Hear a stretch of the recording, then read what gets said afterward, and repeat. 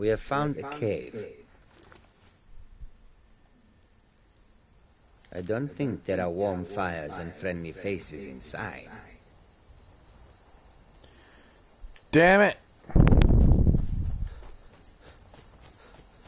It put me all the way back here.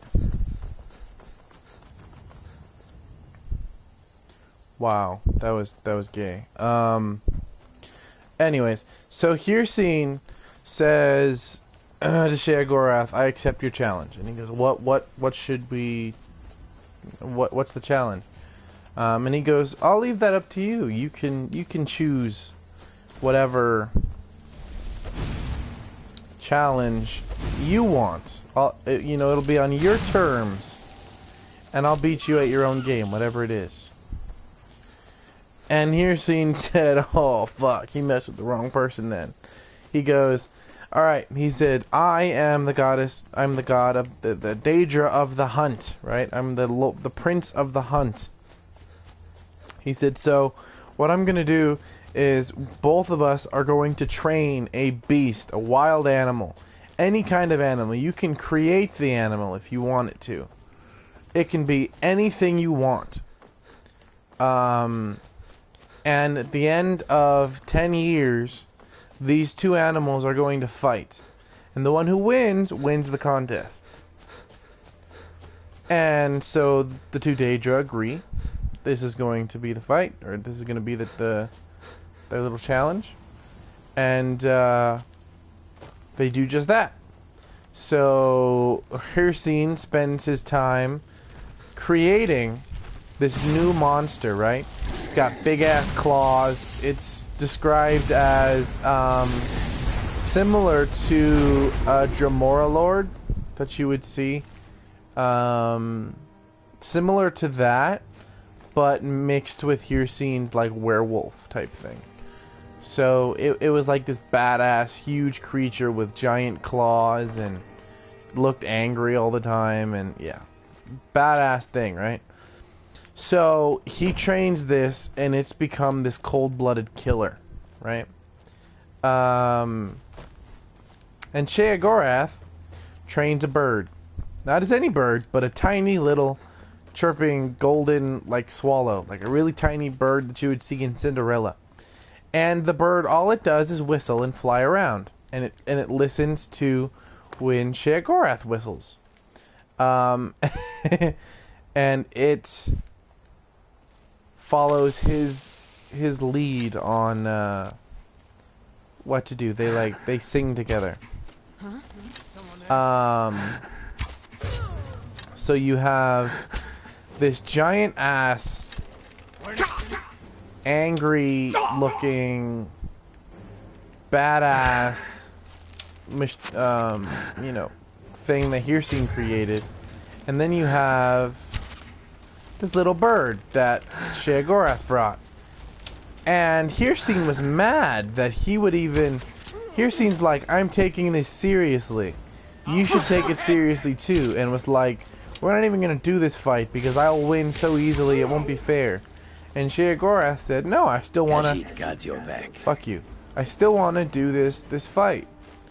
And then he goes, "You'll lose." And he said, "We already made the bet. Let's follow through." So he said, "Fine." And so Hircine commands his thing to kill the little bird. And the little bird is chirping and it's happy, and it lands on this Daedra, this Dremora, angry werewolf hybrid, lands on its head. The thing's got giant claws, and it lands on its head and flies around its face, and it's just chirping. And all it does is it flies around his face 24/7. And the thing is getting so annoyed and so angry and trying to kill this little bird, and it's clawing and it's scratching. It ends up clawing its own neck and slitting its own throat and killing itself, and it bleeds to death. And Sheogorath says, "I win," and and walks away laughing as the victor of this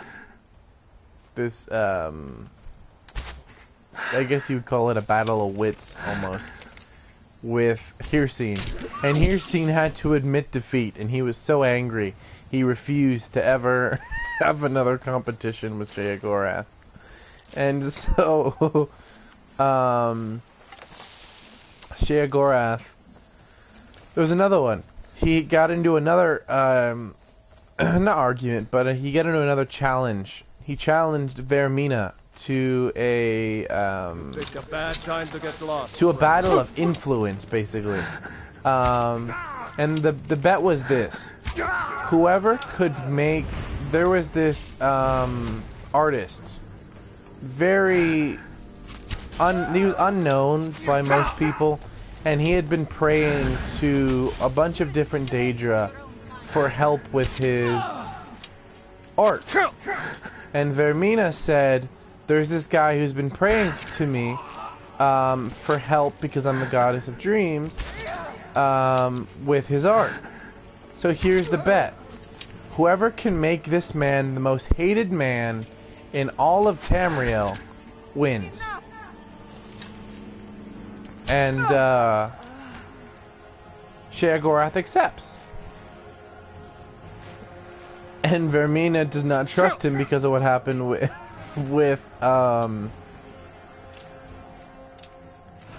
Hircine. So she says, you can go first. And he goes, no, by all means, ladies first. She goes, fine. So she goes first, and she enters his dream, because she's, you know, nightmares and dreams and stuff, that's her realm. She enters his dreams and gives him terrifying dreams. Terrifying things for him to draw that were repulsive. Visions of people getting murdered and, you know, terrible things that nobody wants to see. And this made a lot of people not like him. But a lot of other people, like you would see today, did like him and thought his art was wonderful because it was so progressive and new and interesting. So a lot of people really liked his art. Fucker. But that's how strong a bow is. See that? That's a bandit chief, same level as me, what, 65? I don't know, 60, 62. I just basically one-shotted it, and then also paralyzed it, so. That's how strong bows are. That's why bows are OP in this game. Anyway, so Vermina gives him these terrible dreams, that make him hated by some people, but also make him extremely popular, because he's got this weird art, and people are really intrigued by his art.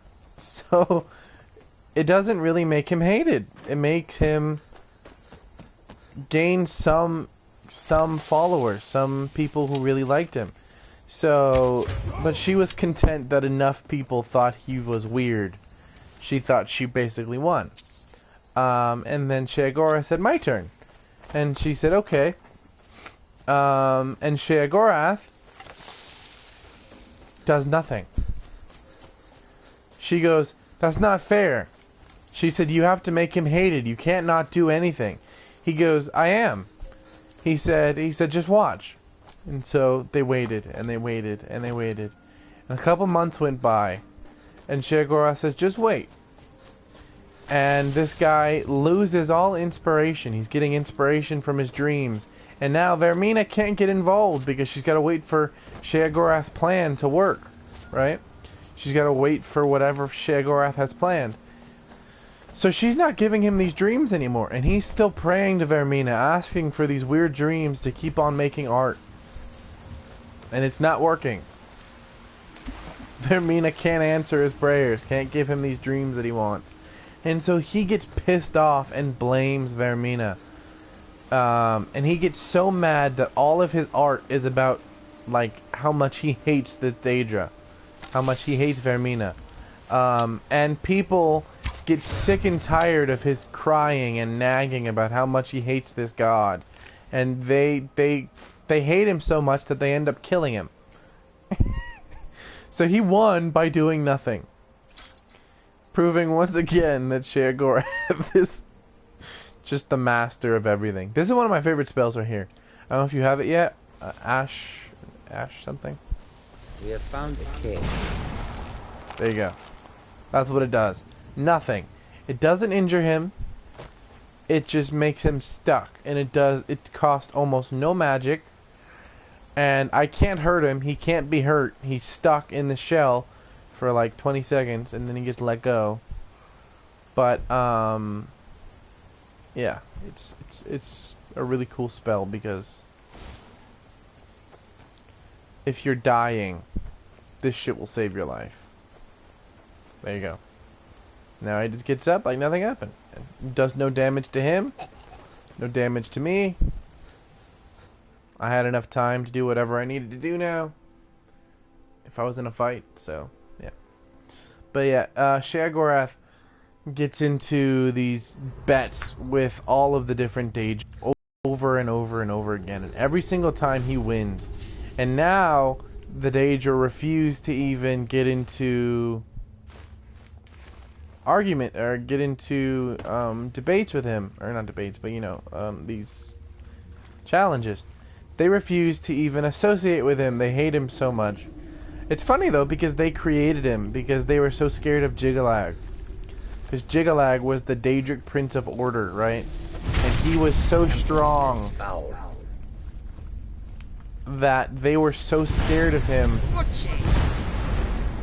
that they literally turned him into everything he hates, which is chaos and madness. They turned him into Sheogorath. That's how Sheogorath was born. And then you have, you know, the events of the Shivering Isles DLC, in which the player becomes Sheogorath and Jiggalag gets restored to his former self. As you can see, they can't take damage while they're in the shell, but as soon as they're out of the shell, they can take damage again.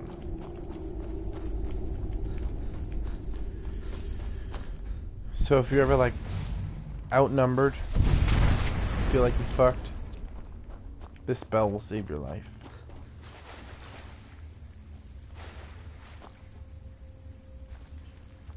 Why is what's going on with, why is my stamina, why is it regenerating so slowly? Ah, my stamina, you know what I mean, magic.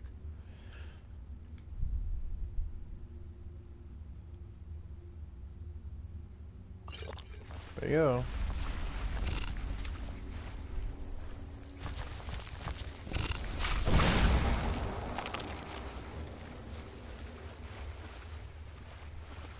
Anyway, so you have Sheogorath. And Sheogorath has to be my favorite Daedra. He's just so much fun. Everything he says is just so funny. And the cheese to die for. And I mean, he's just a shadow of the power that Jiggalag had. Half of it, the majority of Jiggalag's power was actually taken away by the other Daedra when they turned him into Sheogorath. However, he still has enough power to throw a moon at Nirn. Remember, they're not even in our plane of oblivion. I mean, they're not even on Nirn or Mundus. They're not able to breach this barrier. But he does it on a regular basis like it's nothing. And he allows you to travel to his realm of oblivion, creating oblivion gates wherever he wants, whenever he wants. He is extremely powerful. He is the most powerful Daedra. Even now, when like 80% of his power has been taken away. The majority of it got taken away when he got split from Jigalag. Because remember, Jigalag and him were sharing a body. Jigalag was only allowed to come out once every 200 years in the Grey March. And that was in the Shivering Isles DLC. And then you are asked by Sheogorath to kill Jigalag. And Jigalag wants this. And so Jigalag doesn't let you, but I mean, you have to fight Jigalag. And once you kill Jigalag, you free him from Sheogorath. Because they can't die. They just reconstitute themselves. But giving them... by doing what you did, you basically allowed him to split away from Sheogorath. Now, Sheogorath kept 80% of his power. So Jigalag only has a very small amount of his power left. And even that is still being reconstituted because you killed him. So he's still being reborn, basically, because that's how Daedra work. Remember, if you talk to any of the Dremora tell you, Filer's notes.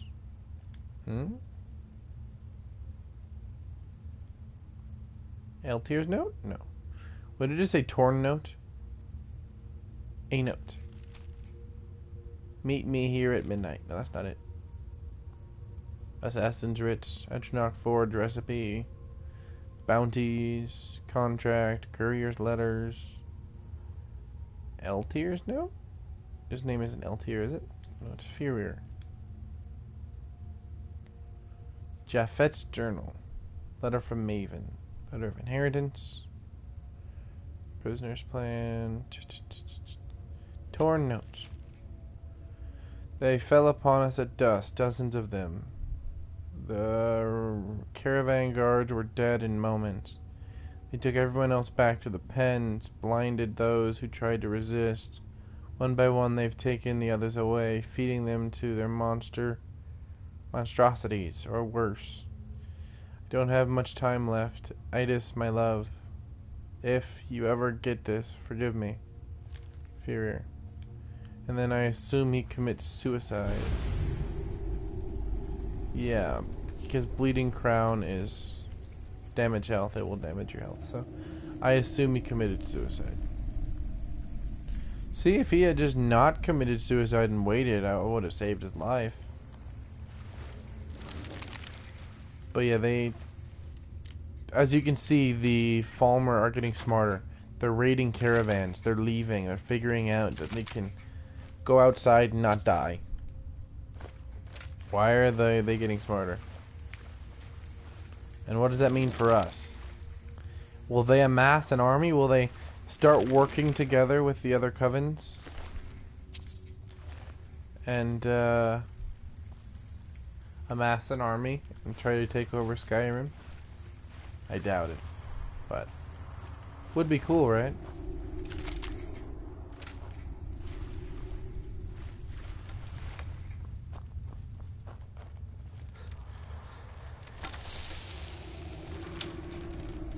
Damn, I love being completely silent.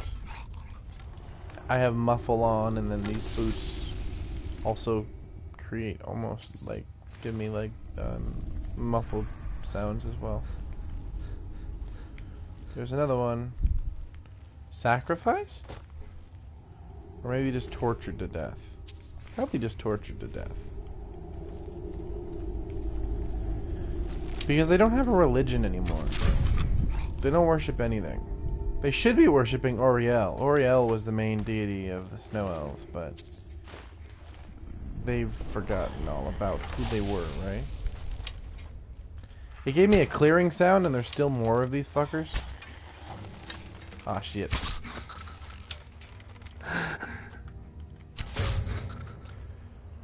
This is why archery is like OP as hell. You don't even have to fight. Like, you can literally just sit, as long as you have your sneak all the way up and you have archery all the way up, nothing else in the game matters. You can do literally anything. You don't even have to fight 90% of the time. You can literally get out of fights. And then when you do fight, you have poison on, and then you have your sneak skill all the way up. And you have the times 3 damage. That's what I'm looking for. You have that all the way up, and you literally don't have to worry like about shit. Because yeah, those two things. Oh fuck. Basically.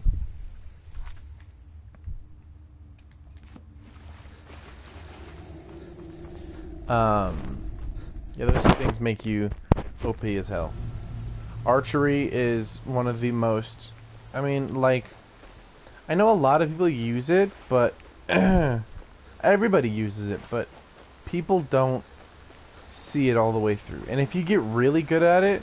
See, because a lot of people prefer, like, just the hack and slash method. Just walk up and beat the shit out of somebody with a one-handed weapon and a shield. Or... you know, use magic from really far away, and that's it. You know what I mean? But when you get really high in archery and you get good at it to where you're, you know, where you can figure out exactly where things are going to hit, you know how the gravity is going to affect things. I'll try to get like a sniper kill with one of these, and I'll show you how far of a range you have with this type of a weapon.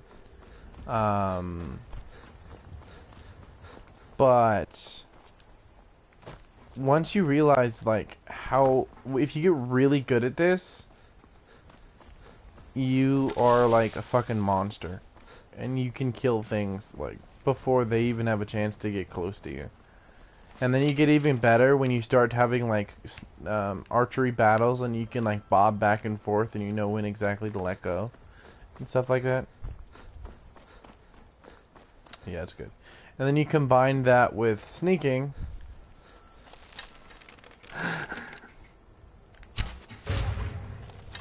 And you pretty much make yourself fucking like OP as hell. Because that first attack does like 3 hits.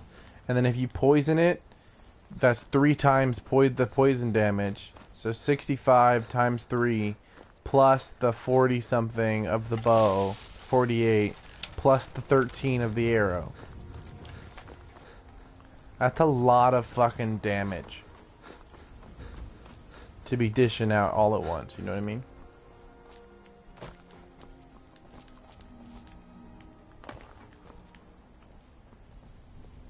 Are you a soldier? One day, I'm going to be a soldier. He meant that as an Imperial soldier. I'm not an Imperial soldier, kiddo. And the Empire is dead in Skyrim, unfortunately. Yes, it was all part of the Forsworn's plans. Wow. Let me see if I actually have it. I think it's in Whiterun, but I will show you.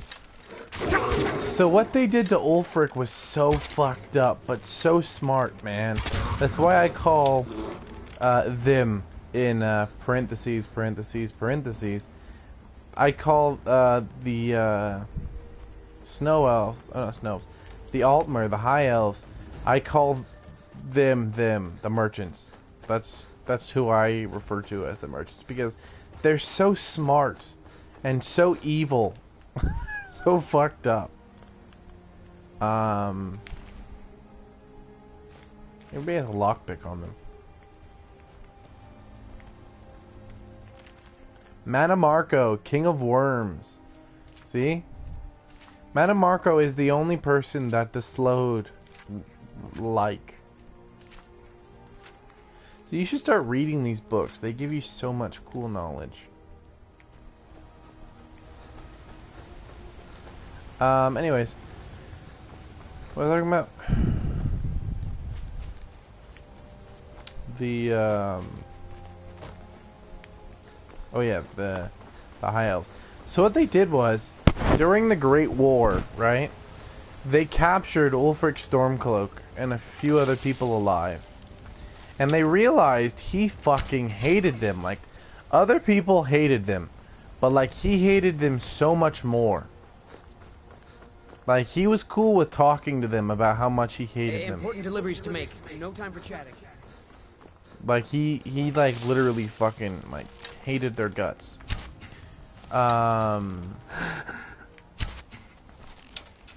You ran into that, and you know it. There we go. I was hoping you would turn to the right. But yeah, Ulfric gets captured by the High Elves, the Aldmeri Dominion. The Thalmor question him, and he tries to not give up any information. But he ends up giving up, like, very minor details that are very irrelevant. What he does not know is that the Imperial City, by the time he gets there, by the time he's captured by the Thalmor, the Imperial City has already been sacked. Okay? The Imperial City's already been fucked over. Okay? It's gone. They've already taken control. The war is pretty much over at this point. And then... But he doesn't know this. Nobody in this prison knows this, except for the guards. And the guards keep questioning him, pretending like the war is still going on. And he goes, he's talking to them, and he talks about how much he respects Talos and how great Talos is. And that's when they first start recognizing, oh, this is a point we need to write down. Nords and Talos. We need to keep this down somewhere. This is going to be important. And then they question him, and he's only giving up like very minor details that are very irrelevant. But they spin the story, and they make him think that the minor information that he's given up is super critical, and that they used this information, this stupid, like, tiny amounts of information, that they used this to sack the Imperial City. That without his knowledge that they took from his brain, basically, without that, they wouldn't have been able to sack the Imperial City. And so they say, you helped us. You cooperated with us. So we're going to let you go. We're going to let you go home to your family. When in reality, that's not why they were letting him go. They wanted, some of them wanted to kill him. But they realized, hey, we can use him. We can use him to take over Skyrim. What? They're going to use him to take over Skyrim? How? That makes no sense. Explain it. So you have the Thalmor now.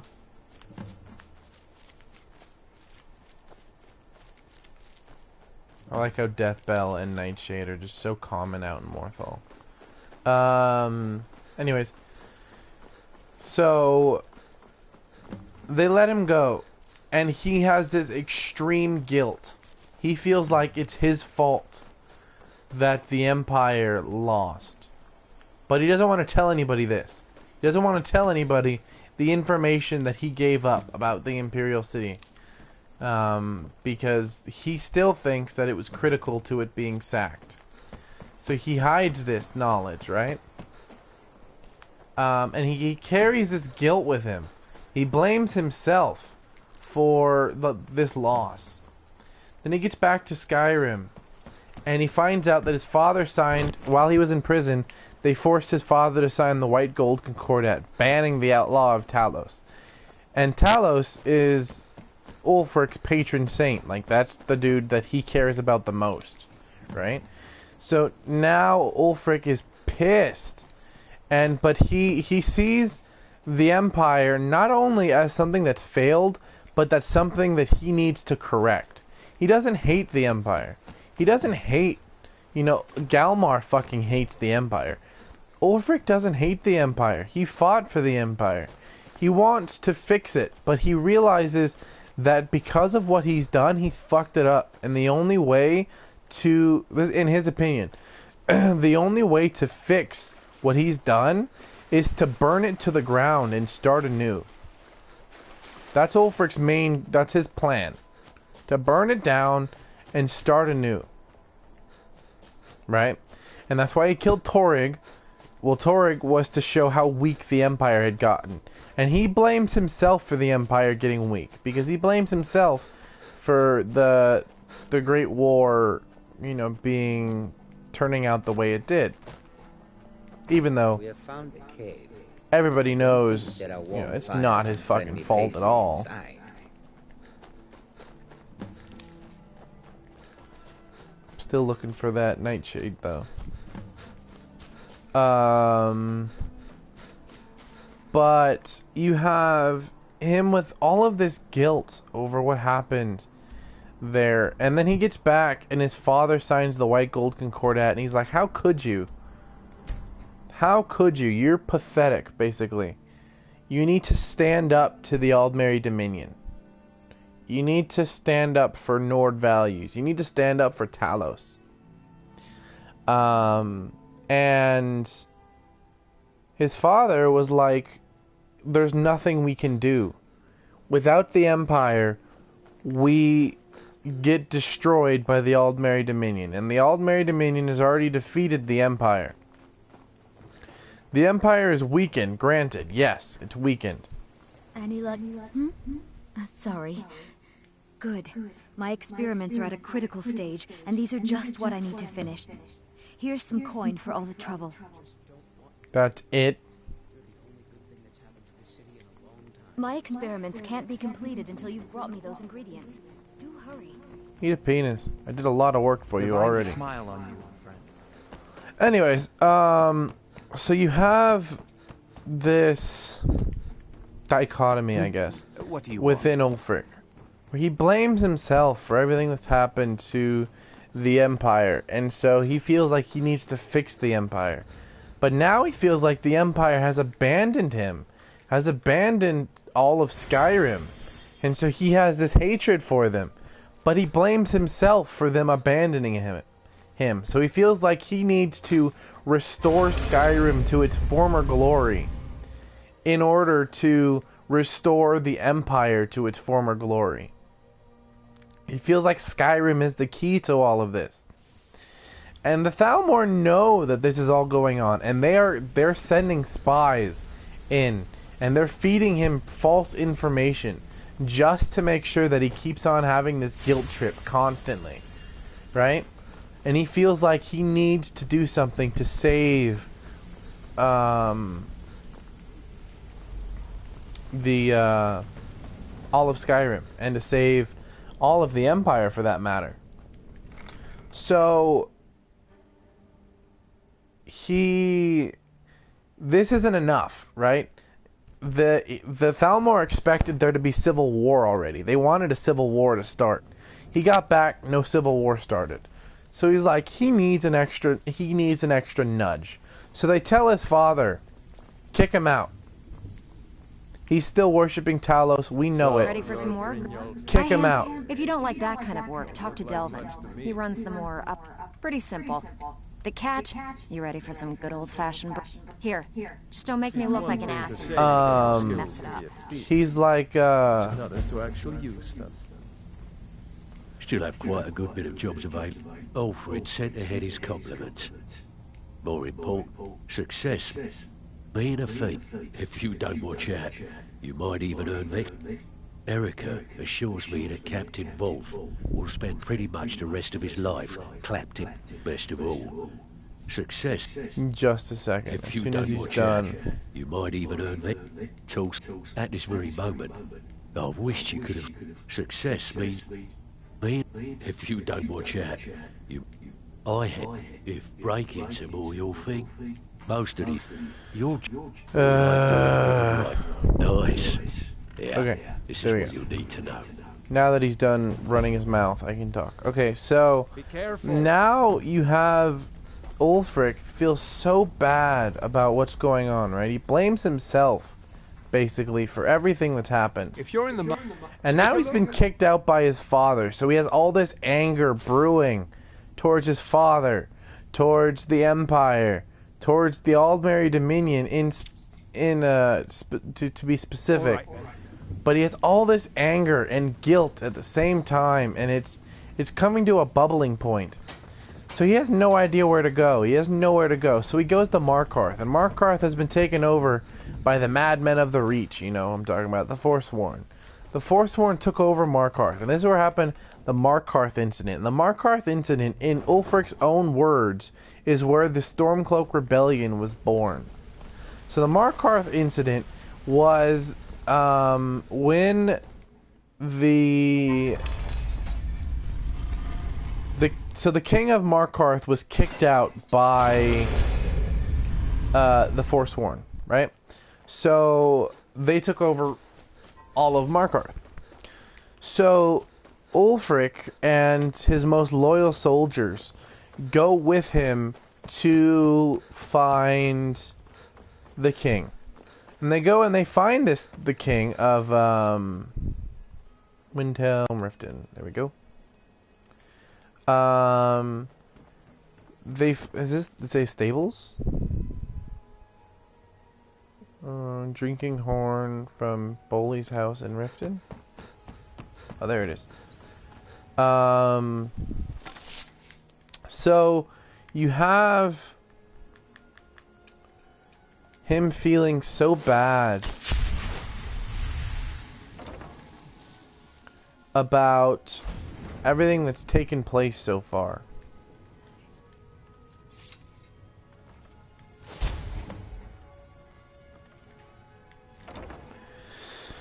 And so he goes to the king of Markarth and he tells the king of Markarth, I will give you back your city. This is mostly because he feels bad about everything that's happened and he feels like he needs to do something good, right? So he says, I will give you back your city. And the king of Markarth is like, yeah, okay, sure, why not?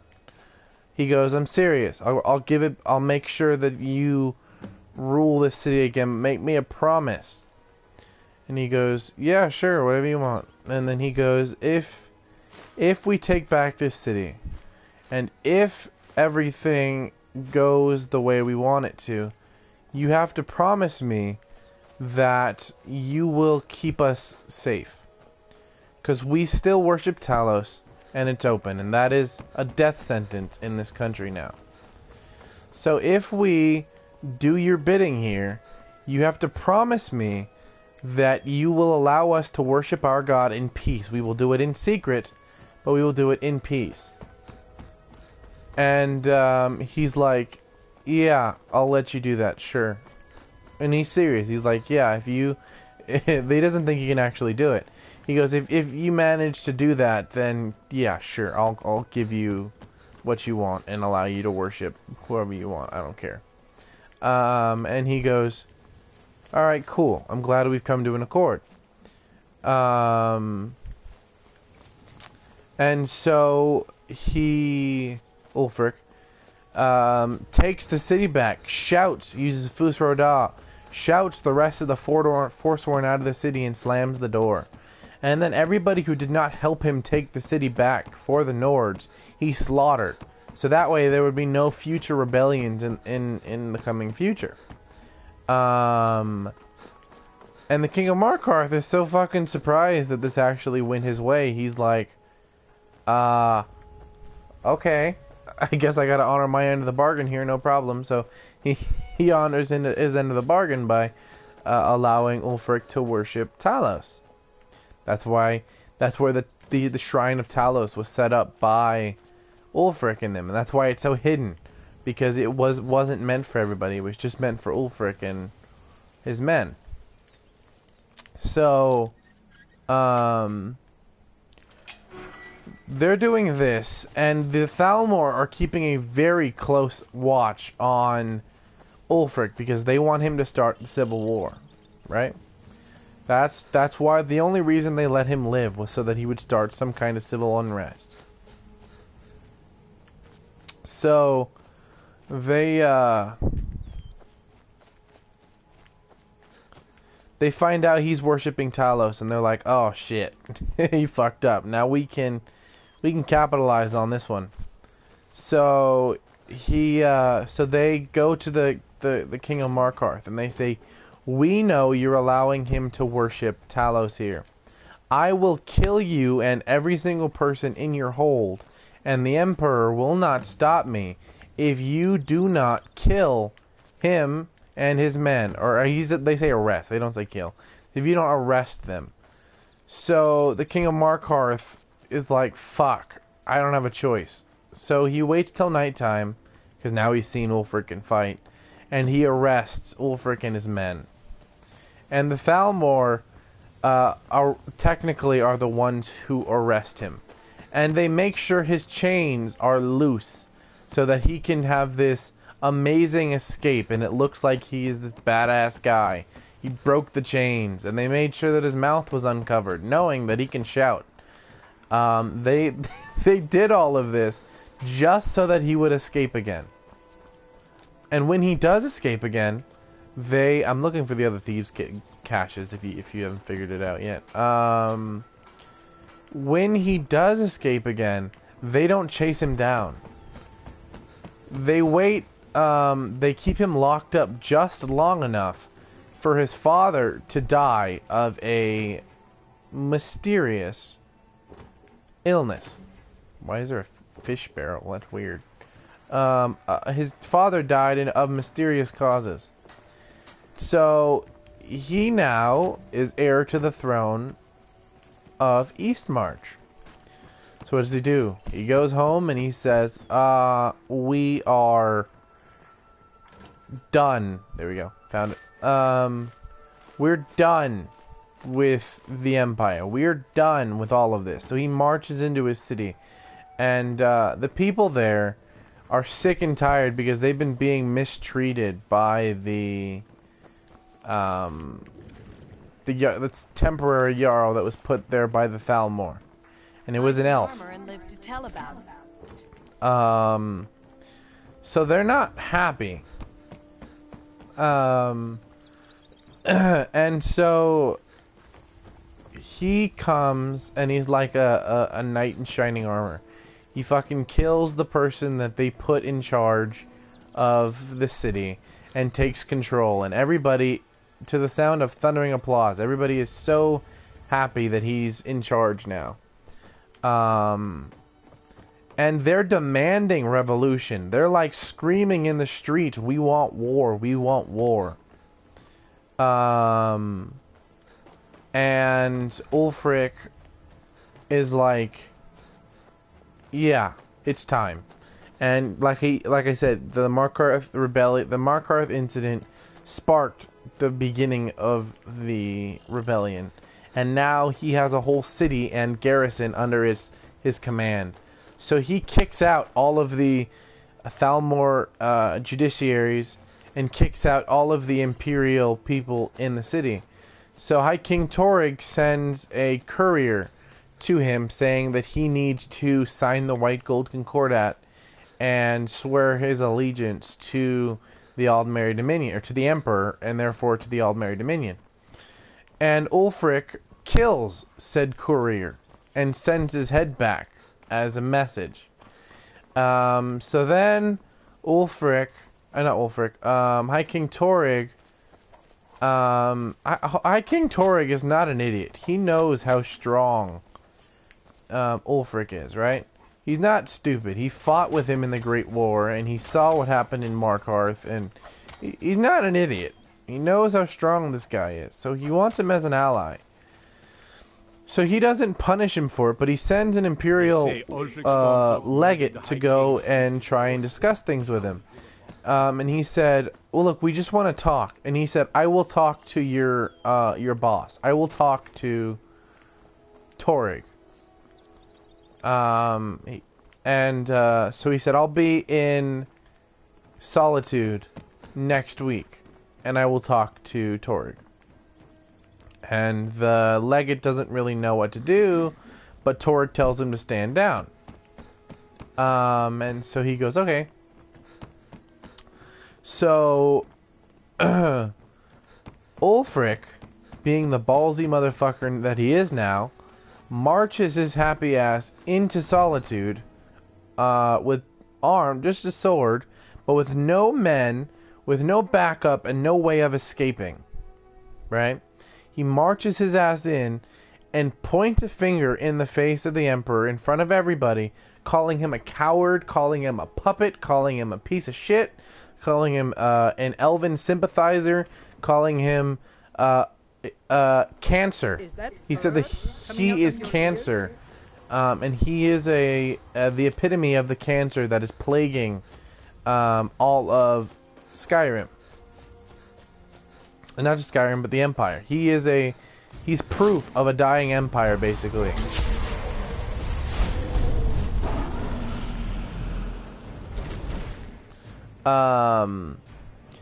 And so Torrig kind of sits there and is kind of confused because they were best friends as kids. So he's kind of confused why he would be yelling at him like this. And he's like, why have you come here? Basically, why you're not here to discuss the terms that you said you were here to discuss. Why are you here? He goes, I'm here to prove a point. He said, I'm here to challenge you to open combat. Now, this was a tactical move. This wasn't just, you know, challenging Ulfric or challenging Torrig to combat. This was tactical because now this is blackmail, basically. Because Torrig is a Nord. And he wants to go to Sovngarde, and he does get to go to Sovngarde. But in order to go to Sovngarde, you have to follow strict codes of tradition. You have to follow the ancient Nordic traditions, right? You have to uphold them. That is why Rogvir gets to go to heaven, because he upheld the traditions set forth by Shore. He still upholds those. And everybody who does gets to go to Sovngarde if you're a Nord. You have to die honorably. You have to never say no to a challenge. And there's a bunch of other stupid rules that you have to follow. But the one that we're focusing on here is you cannot say no if you're challenged to combat.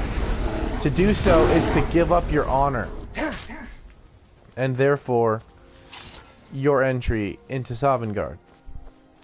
And so Torrig is forced to say yes to combat. He knows he has no chance of beating Ulfric in combat.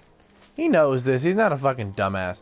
And just to add insult to the injury, because he knows he's gonna die. Ulfric knows he's gonna kill him. Like, it's not a question of whether or not Ulfric can win. Like, he's definitely going to win. It's just a matter of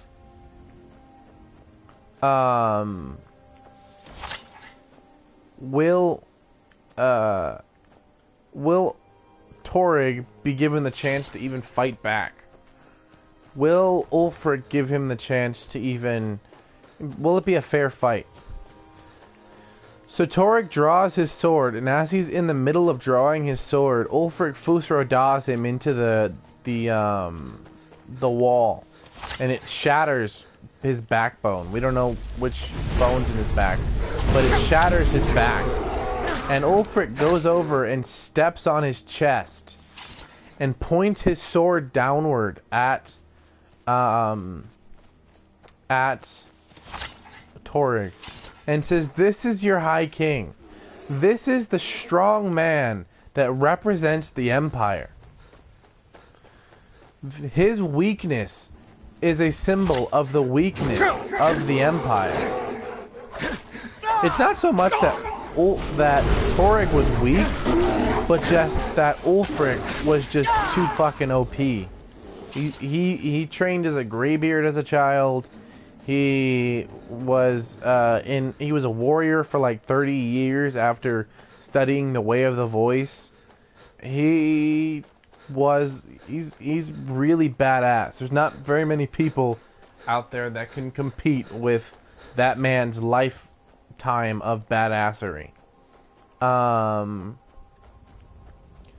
So Ulfric kills him, like we all knew it was going to happen, and walks out of the city.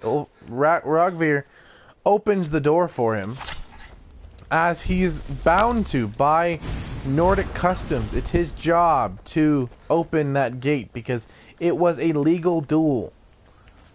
The High King agreed to this duel, and because he agreed to it, he didn't have to agree to it, but by agreeing to it...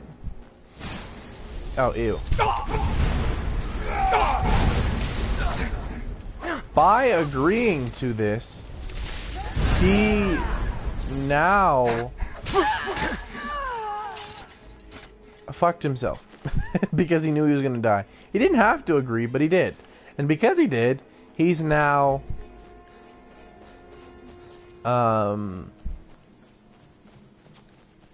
what's the word I'm looking for here? He's dead because of it. But he gets to go to Sovngarde. So he was stuck in between either I don't get to go to heaven or I die. Now. In an unpopular way. Proving somebody else's point. So Ulfric kind of blackmailed him into it. So it's kind of fucked up. But again, you understand Ulfric's intentions here. You understand the kind of mental stress this guy must be under because of all the shit that he's been through and all the mental torture he was put through and everything else that he's gone through, right? And he's still got this guilt of feeling like he's the reason the Empire is so weak.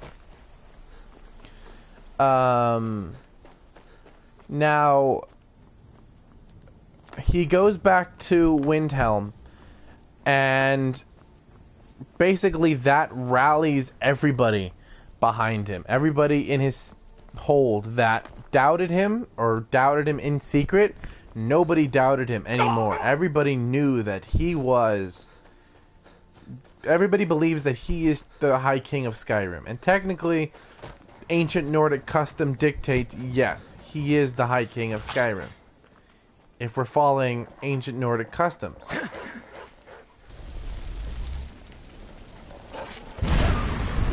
Just like Talos is technically still a god because of ancient Nordic customs. But it's just customs, right? Now, Ulfric, the minute this starts,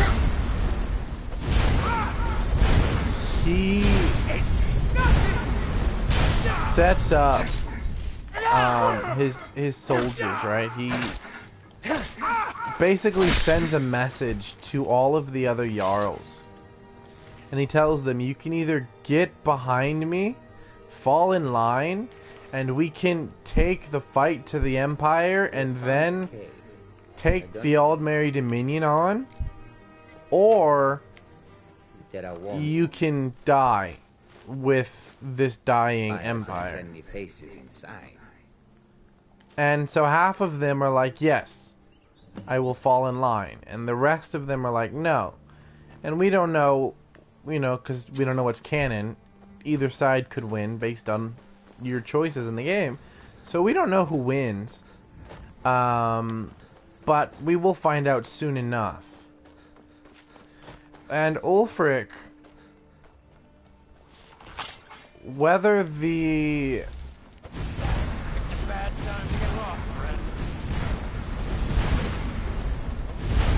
whether the revolution is a success, and they do take over,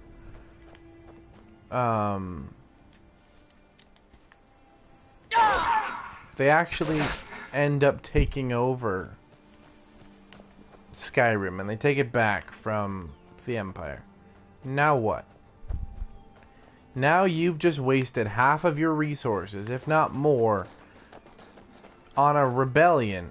You're a brand new government, only to have the Aldmeri Dominion, which they wanted this the entire time. They are the puppeteers pulling both strings, and the puppets on either side don't know they're being pulled. Right? That's what the Thalmor are in this scenario. They're the unseen puppeteers, ideal masters of the Soul Cairn, basically. That's who the Thalmor are in this scenario.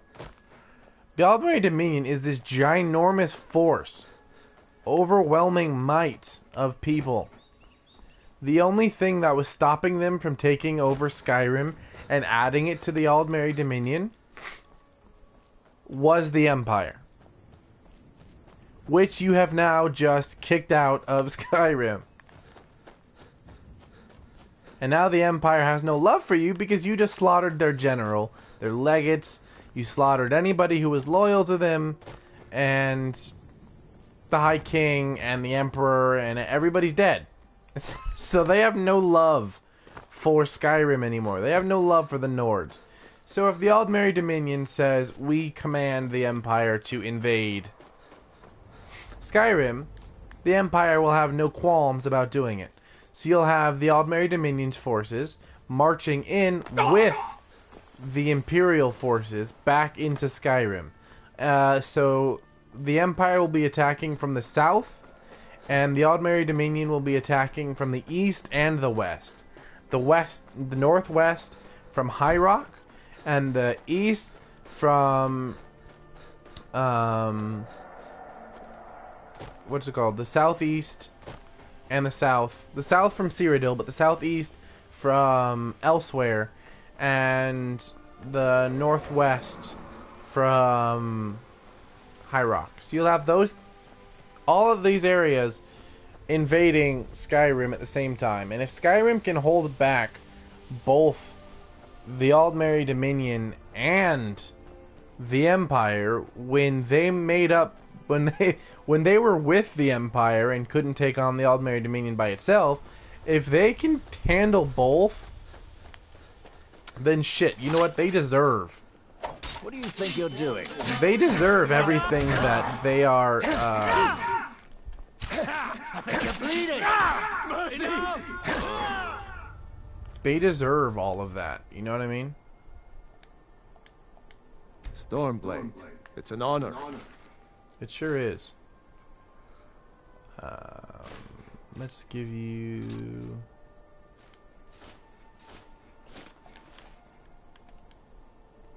Keep your eyes. Yeah, we'll give you. Sorry, let me give him some shit. This is my brothers in arms here.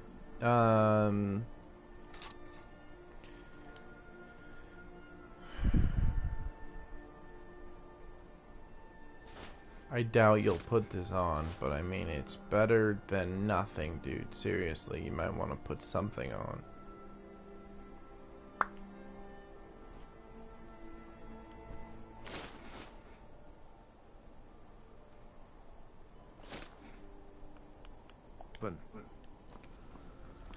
Anyways, but yeah, so I always side with the, you know, I'm a white nationalist, and I'm all for independence, and I'm all for, you know, self-government. I'm all for pride in your nation, pride in your race. So of course I'm going to side with the Stormcloaks. They embody everything that I love. However, they are headed down a road that has a wall, a brick wall, right at the end of it. And they are going full speed ahead at it. And I do, honestly, legitimately hope that they somehow pull a W out of this. But I'm going... Common sense says that that's not gonna happen. Common sense says this isn't going to end well, considering this is what the Aldmeri Dominion has been planning since the get-go. I just have a feeling they have something up their sleeve. But again, we won't find out what happens until the next game. And isn't that the shittiest part, right? Left in suspense. In Skyrim, yeah, I mean, ESO takes place 200 years prior, so you have no hints as to, you know, what would happen, what could happen.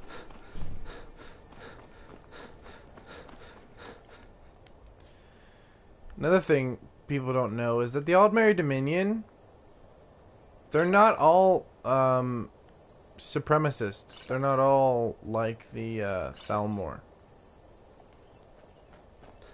The Thalmor are actually a very small minority of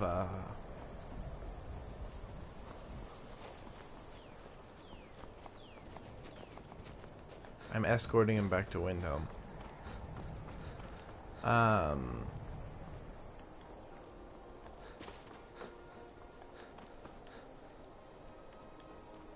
They're a very small minority of the Aldmeri Dominion, of the people in High Rock. And in fact, these people, the Altmer supremacists, they took over High Rock violently. They killed the ruling houses in a violent takeover. It wasn't like, you know, they were voted into power popularly. They took over right after right during the Oblivion Crisis, when everything was happening. They took over. What do you need? Good night again. But yeah, they took over violently. So you kind of got to understand that it's not necessarily what everybody here wants. I mean, here is in the Aldmeri Dominion. Need something? Not much, but I hope you like them. I always feel so bad for this kid. But explain to me why she has 432 buckets. Like, Christ, kid, if I wanted that many buckets...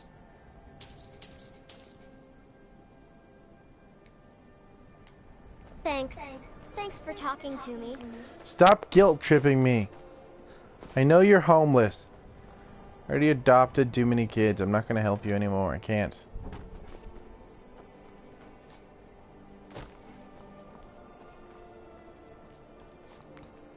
I give you money every time I see you. Isn't that enough? Hey, watch it. Good to see you again, friend. Oh, thank you. Divines bless your kind heart. Now watch this. Oh, he doesn't have it on him. Actually, I probably already took it. He has the key to the Arentino residence.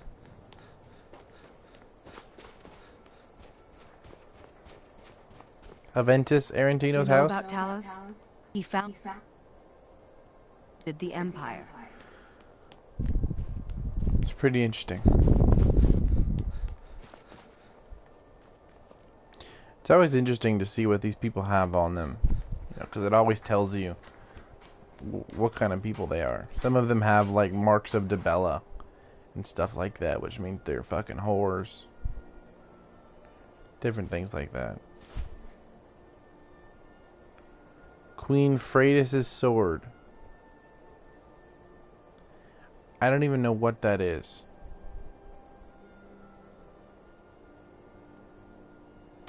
Fruits and vegetables, all ripe and ready for your table. Lockpick. Blacksmith quarters key. Minor sneaking. Assorted wares and tools you just can't live with. I feel bad for the Shadow Shield, but at the same time, I don't, because... Don't get me wrong, this guy... His wife committed suicide. I killed one of his daughters. His other 2 daughters were killed. He's gone through some shit. But he's also hiring pirates to eliminate just competition. So kind of loses some sympathy points from me. Cookware, knives, other goods for the home, all at reasonable prices. She is actually a Thieves Guild member. I didn't know that. Let's see what you have for me today. Something simple to turn around for a profit, I trust. See? It's business. I've been setting up some open trading with Tenilia back at the guild in Riften, and it's proven to be quite profitable. There's been no word from the remnants of the Somerset Shadows, so I'm assuming you either eliminated all of them, I killed or they them. fled Skyrim. I slaughtered every Everything single one of seems them. to be working out nicely, wouldn't you agree? My Dark Brotherhood tendencies kicked in and I killed them all. Oh, you're from the college. I've been waiting for you. Please make sure this arrives in a timely manner, and don't scratch it up. I give special rates to members of the Thieves Guild. Show me what you've got. I can always sell her shit I steal. There's one of these in every single city. You just gotta know where to find them, and you gotta have a quest prior to it. Good enough. Hurry back, and more merchandise. More merchandise. More stolen shit, she means. Bring me more stuff stolen. So we meet again. Let's make a deal. Let's indeed. But yeah, I think I've done enough rambling tonight. There's a lot of stuff that I still want to talk about, and that was just having to do with Ulfric, and I haven't even covered everything that I want to talk about him. I'll talk about his childhood, and I'll talk about the Greybeards and how that whole debacle went down. But that is a story for another day. I think it's getting late. I'm not even sure what fucking time it is. Let's see. I'm pretty sure you're tired. What the hell? Oh, I'm calling you. That was weird. Yeah, it's 12:30, fams. Alright, I'm headed to bed. Ouch.